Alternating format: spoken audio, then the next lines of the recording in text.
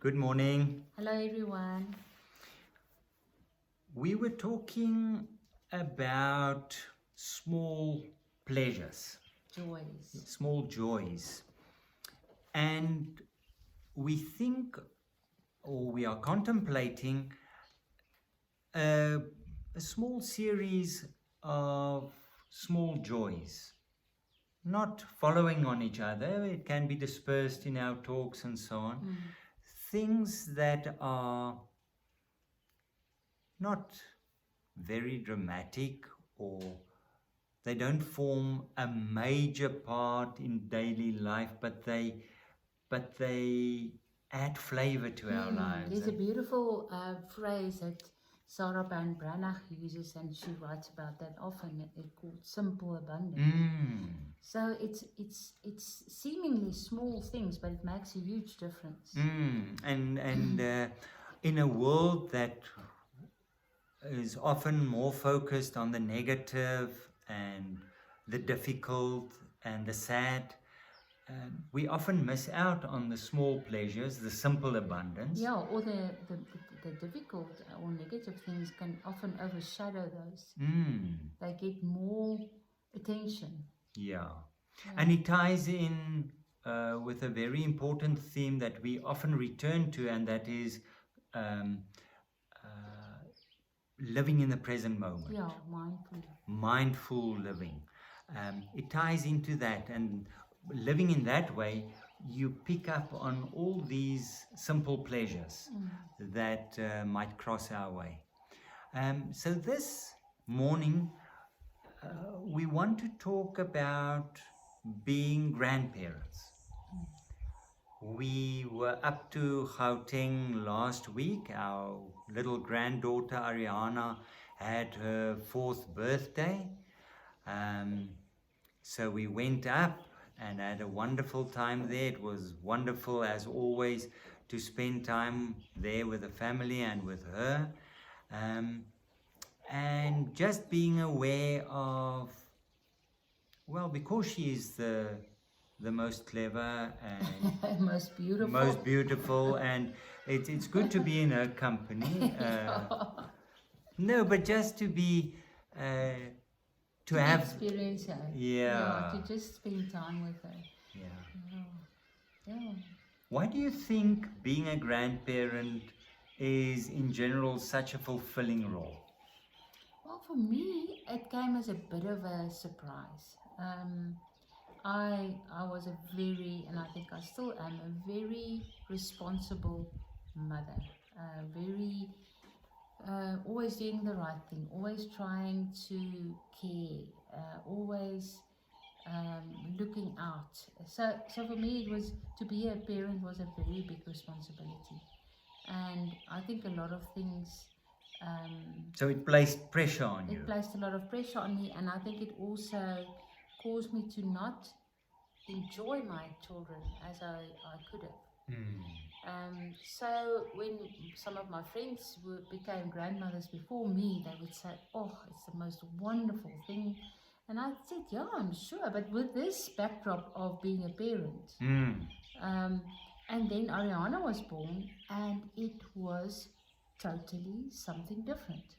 So there was this little being that was part of me, but that I had no a part in producing, in putting on this earth. So it was like this huge, very personal, very intimate gift that I received, and that I didn't need to take this full responsibility for, and that I could just simply enjoy. Simply, just see her grow, enjoy her imagination, just be there for her. So it was such a freeing and such a wonderful, and the bond that was just there. It just totally surprised me, and keeps on surprising me in the rich and the fulfillment it gives me. And being a parent and being in that phase of life, taking care of children is one of the aspects that places pressure on you. There's other things as well, and it's also time consuming, all these things. So you don't always have the time available to focus so much on children exclusively. No. There's a lot of things requiring one's attention. Yeah. So being a grandparent, often there's more time, so more time to focus as well on this little being. In terms of your experience, it's a little bit different. Yeah, because I married late in life and I don't have biological children of my own. I got mature children at a later age, and shortly after that I became a grandfather. So I almost jumped a phase. Couple of phases. A couple of phases. Yeah. I don't know whether I envy you or pity you. It's one of those things. Yes. But it's a constant journey of discovery for me, because I love children. I love young people. I love being exposed to them. And it was a dream of mine to be a parent. So it was a big, big void when things played out in such a way that I didn't become a parent. And with this longing being there, and then with the relationship with your children, and then with Ariana, experiencing things on a different level from this youth dream of mine, with aspects that I didn't think of when I was young, and that is so enriching and rewarding, and it makes me constantly, I'm aware of the unity of things. Ariana isn't related to me through flesh and blood, but she's part of me. Just as in actual fact everybody else is part of me. Somebody doesn't need my attention only because they are related to me.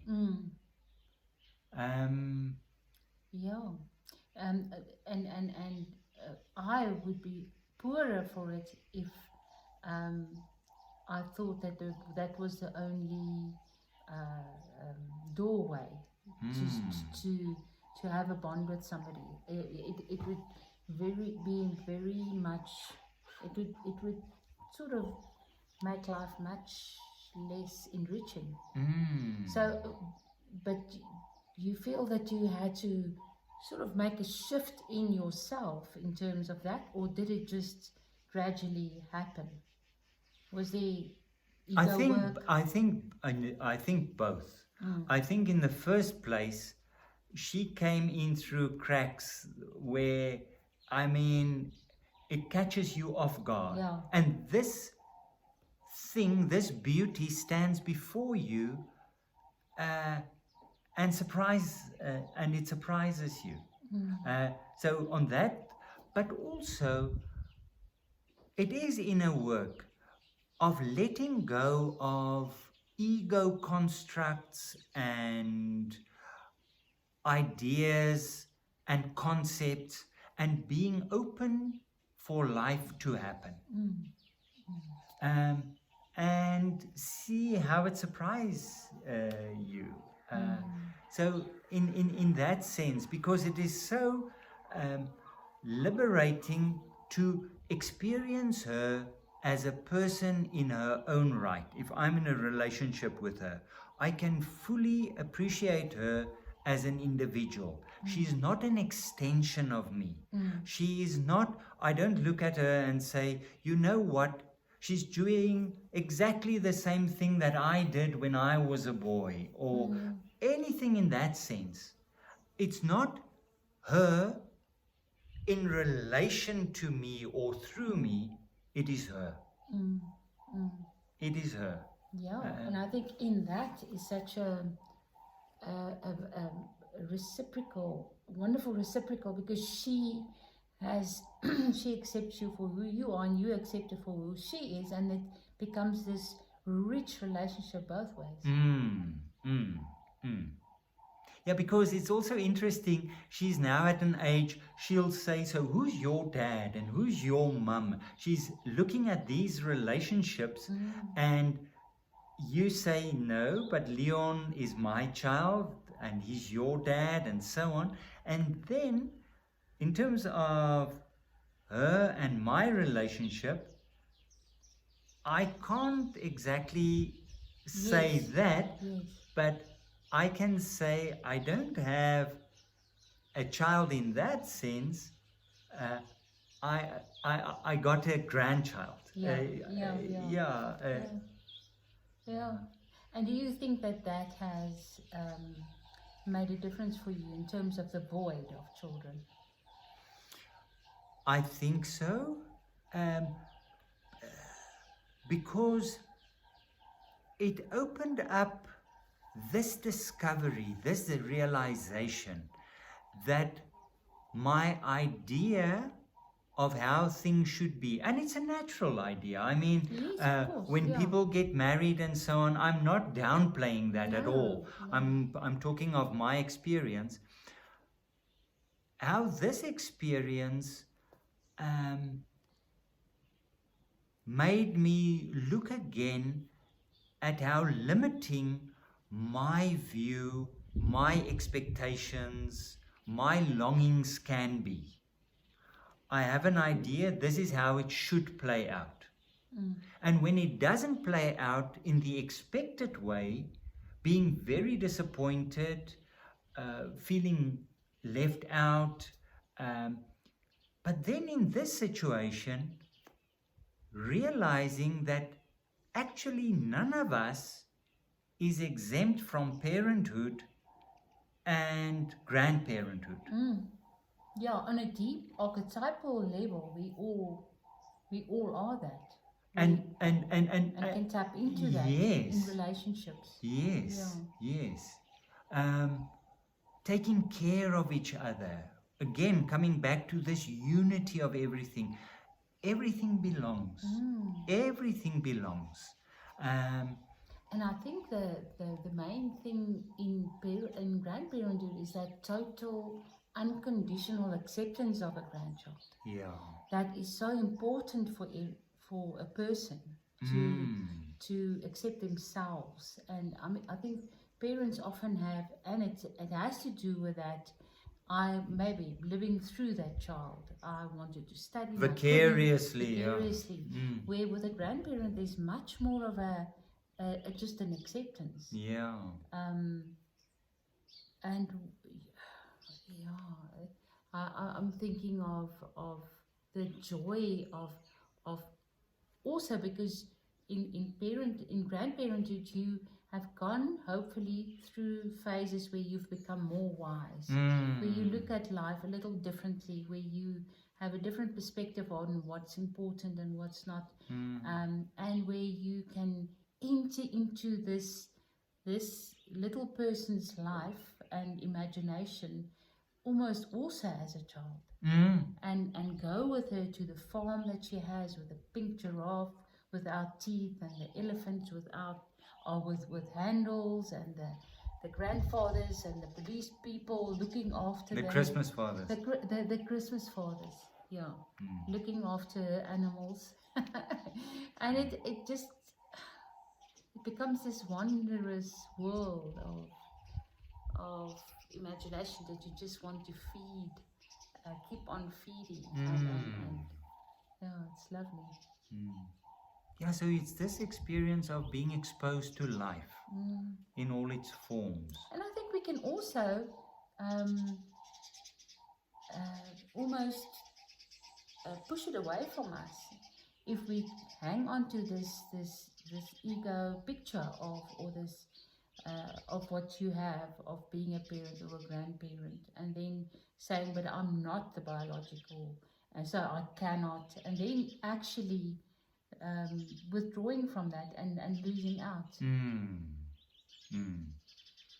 And as we say so, it's not only in the case of Ariana, it's very intimate in the case of Ariana, because we're often exposed to her, but so many people cross our paths who are in need of parenting, not in a...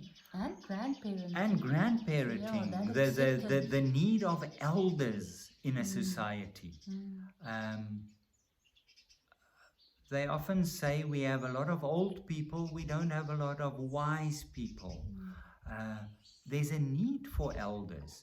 Elders who have an impact on the youth, not only in toddlers and young children, but also teenagers and young adults. There's a need for that. And not coming out of a very patriarchal, downward movement of I'll teach you, but a very organic process that helps younger people with a long view. Yeah. Where we've gone through all of this, but then from our side, constantly being stimulated by young vision and by imagination and adventure, a sense of adventure. So it's this constant to and fro movement where the elders are very important. But the young people similarly so. A conversation taking place, and it's happened in all situations. There is a very intimate relationship in terms of parents and grandparents, but to have a wider vision of it happens all around us, and to be open to that. Yeah. Say a little something about your relationship with Sebastian, who lives with us. Yeah, Sebastian came to live with us shortly after we got married, and he's close to 40 now. And so I had a child in my house from the moment I got married. An adult child. An adult child, which is so enriching, because that sense of parenting takes place as well, constantly, and being enriched by his input and that taking place. So from so many angles, I'm exposed to parenthood and grandparenthood, not in the traditional sense, but in a very rewarding sense. And I love it that you say that in actual fact, none of us are not a parent or a grandparent. No. And I think there's a big need for parenting and grandparenting in the world. To really be on the lookout where that type of attention, that type of acceptance and love is needed. Yeah. And to be there for somebody that might need it. Yeah. Or something that might need it. Yeah. Maybe we were just looking for an excuse to talk to about our grandchild, but thank you for tolerating us, and enjoy the small pleasures in your life, in whatever form they may come. Have a lovely week, everybody. Keep well. Bye-bye. Bye.